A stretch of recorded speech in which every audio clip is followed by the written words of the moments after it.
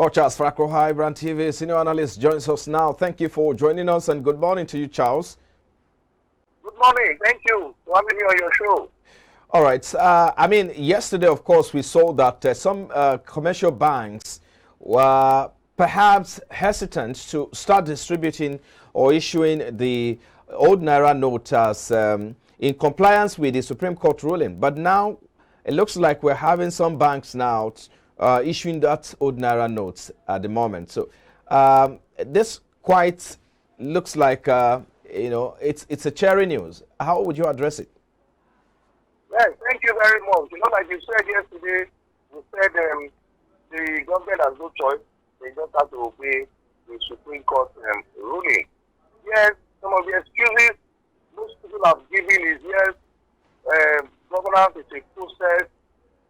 The Supreme Court gives a judgment of the court, then Monday, that's when people go to work.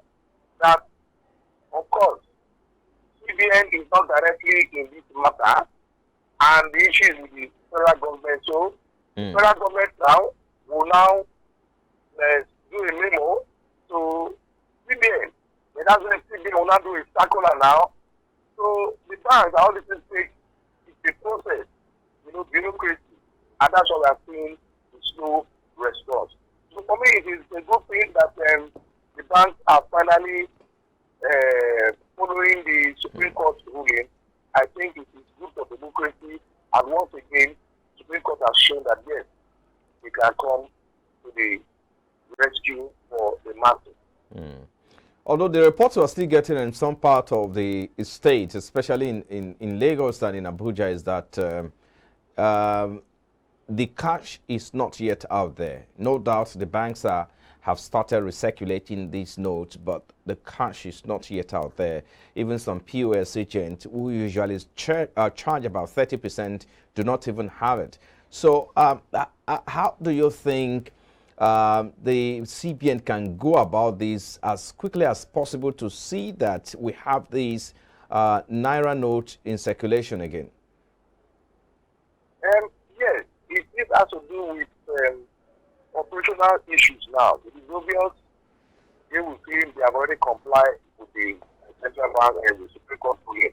So it's a matter of process now, operation for these notes to be available. Yes, we must agree that these old Naira notes might not really be in the CBN any longer. So maybe they need to print new of these notes or the new one as the case may be. So like I said, it takes a process. And obviously, before the next 2-3 days, we'll see more of these old Naira notes in circulation. Yes, the Lagos will have said they couldn't find the old Naira notes. Yes, it is bound to be that way. Because when these Naira notes were taken from the public, they were sent straight to the vault of CBN. And of course, here you don't know what CBN will do with them, whether they've been bought or they've been kept somewhere, you don't know. But again, we still need the CBN to come out and begin to talk to Nigerians that yes, this currency will be out the next 2 or 3 days, so that Nigerians will have confidence in our central bank. Nigerian businesses have lost a lot during this period, given the fact that some of them were not able to make sales as a result of low patronage. How much, if you are to put a figure, do you think an average businessman will be losing as a result of the impact of this Naira redesign? Well, we cannot really quantify what businesses have lost. Yeah. As individuals, we ourselves as individuals, we have seen the kind of change we've gone through in terms of this Naira scarcity. It is very, very unpalatable. It is not good for any economy. It shows that when policies are designed, it seems to be very, very good on paper. Implementation makes a difference.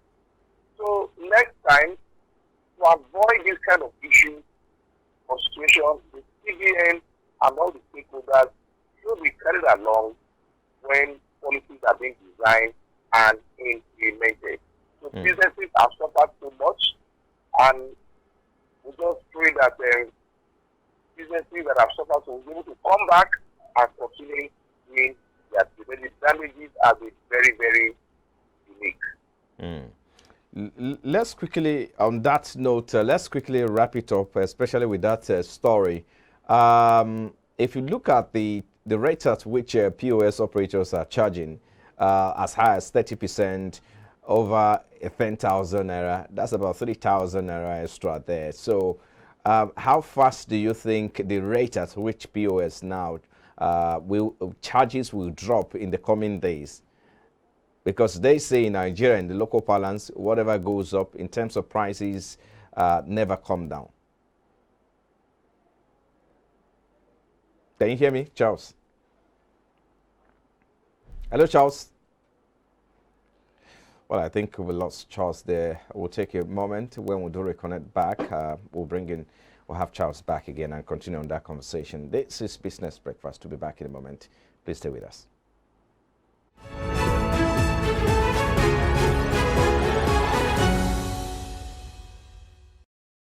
We have Charles Fakroha, iBrandTV analyst. We have him back on the phone now. Thank you for joining us.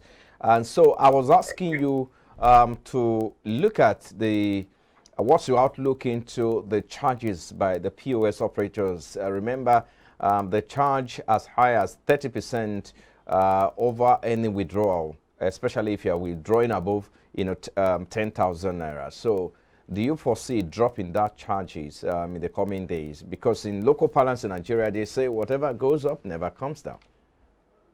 Okay, I think I agree with you. Whatever goes up never comes down in Nigeria.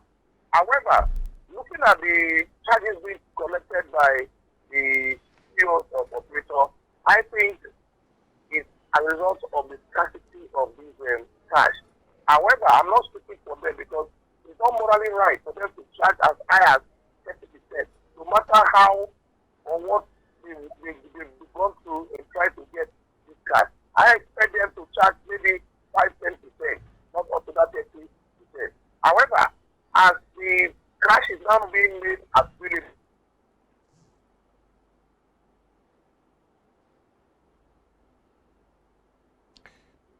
I guess we lost connection again with Charles Fakroha. But I think Charles Fakroha was trying to say that,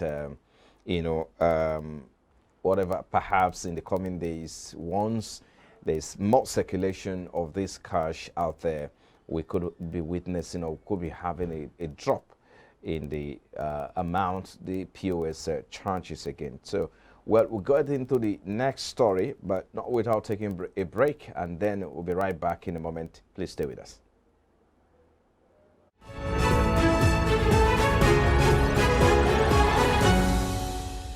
Apologies for that disruption there, but let's get into the next story. Ape-man forecast about 800 naira per litre by the time the regulation is being implemented, and perhaps they are asking the incoming administration to start, putting measures in place. Let's talk about this, Charles Fakroha.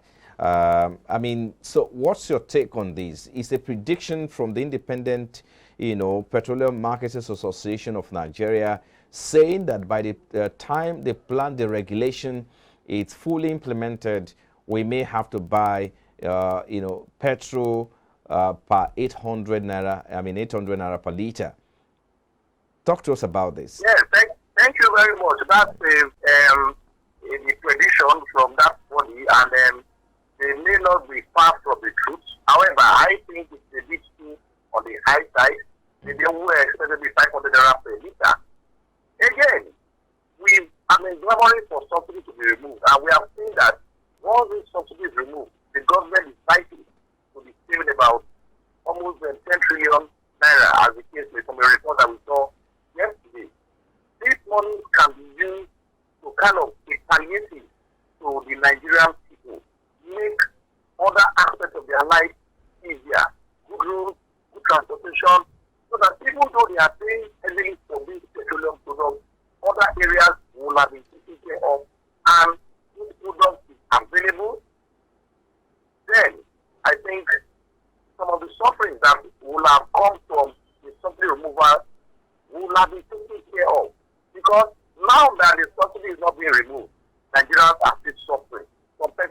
buying this product as high as 500 naira. So I think, yes, what is going to cost 500 naira per liter or 800 naira per liter, it is still fine for the government to remove the subsidy.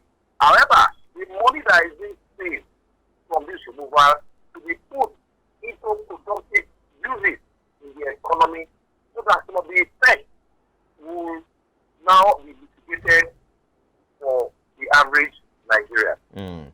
Let's talk about the implications, because everything, has implication on businesses, on economy, on macroeconomic activities. They have, impact or effect either in the immediate or in the long term. Because some people have said, if the government must remove subsidy by June, especially, and that of course will now be the responsibility of the incoming administration. If the government must do that, it means that they have to put measures in place. Let's look at the implication. 800 naira per liter, of course, is a prediction. However, we may not be able to envisage the full package that will come with this food deregulation, or when the subsidy is eventually removed.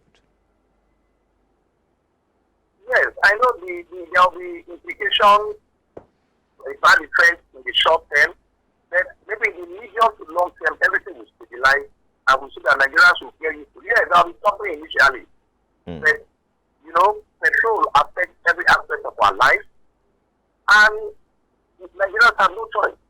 Again, because we are talking of food deregulation, fuel or this petrol, PMS, will be sold at different prices depending on how these marketers are able to source their products. So I don't see a uniform price all throughout the country. Then if a marketer gets his fuel from Apapa in Lagos and he takes it to Texas and sells, the price of it is going to sell will be different from somebody who's taking the product from Lagos here to far north. So, like I said, in the short run, we might have a lot of issues here and there. But in the medium to long term, of course, the market forces will determine the prices of these products in different parts of the country. And in the medium to long term, we will see stabilization, and of course, the product availability. Yes, we expect inflation to be high. We expect prices of food items to be high. But I believe in the medium to long term, it will stabilize and it will be good for the economy because of the money that will be paid for this removal.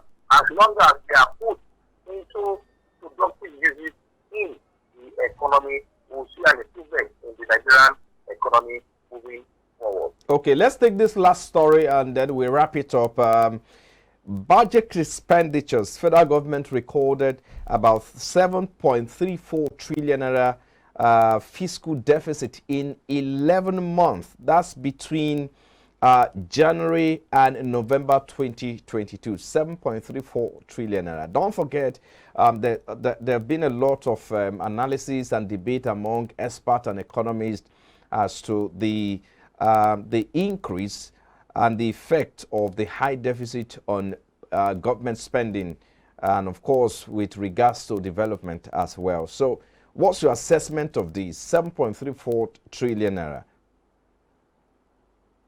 Well, even their budget is already in the deficit. So what I advise the government, or if the incoming government to begin to look at now, is how to increase our revenue.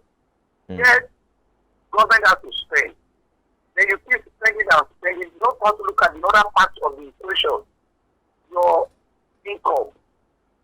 Because in finance, we don't only look only on your spending, your expenses. You also now have to look at your revenue side, your income, that side of the equation. So, yes, the spending will go on, deficit will continue to increase, but for us to have a balance, we need to begin to look at our revenue, how to increase revenue, how to prevent leakages in the economy, at the same time, how to reduce expenses and governance. So we can also reduce that aspect of spending, enabling us to reduce this deficit while we begin to think of creating ways to increase our revenue for economic and growth.